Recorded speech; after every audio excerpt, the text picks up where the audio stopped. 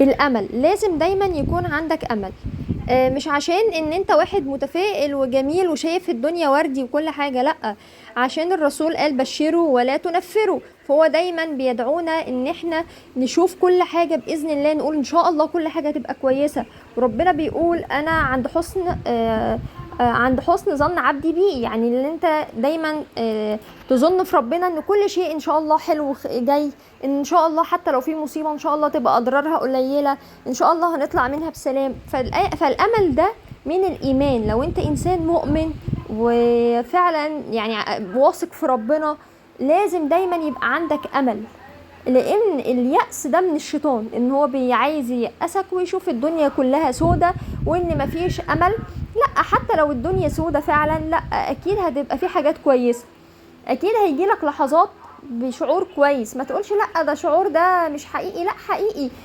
خليك واثق ان شاء الله الدنيا احسن، وحاول ان انت تعمل حاجات تحل المشكلة بتاعتك، او حتى لو ملهاش حل تسيبها على ربنا وتقول انا توكلت عليك يا رب.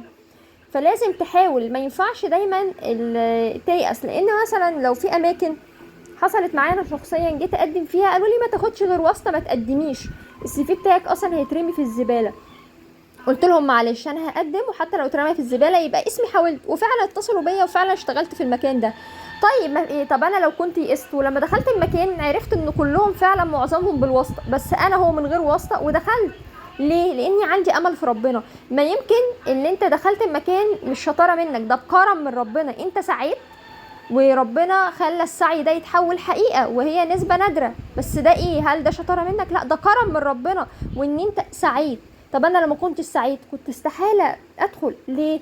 عشان كده دايما حد يقول لا انا مستحيل اقدم في المكان ده، لا اصل انا مستحيل اسافر، لا اصل انا مستحيل يحصل لي كذا، لا انا مستحيل انجح، اصل انا ما ذاكرتش. ماشي، على فكرة انت ممكن تكون ما ذاكرتش، وممكن تكون مش مؤهل، المكان ده بيتاخد بالواسطة، او ان انت حاسس ان انت مش مؤهل تشتغل في مكان معين او كده، بس ممكن بكرم ربنا تدخل المكان وتنجح فيه. ممكن انت بكرم ربنا تدخل الامتحان وتنجح فيه بكرم ربنا، مش شطارة منك.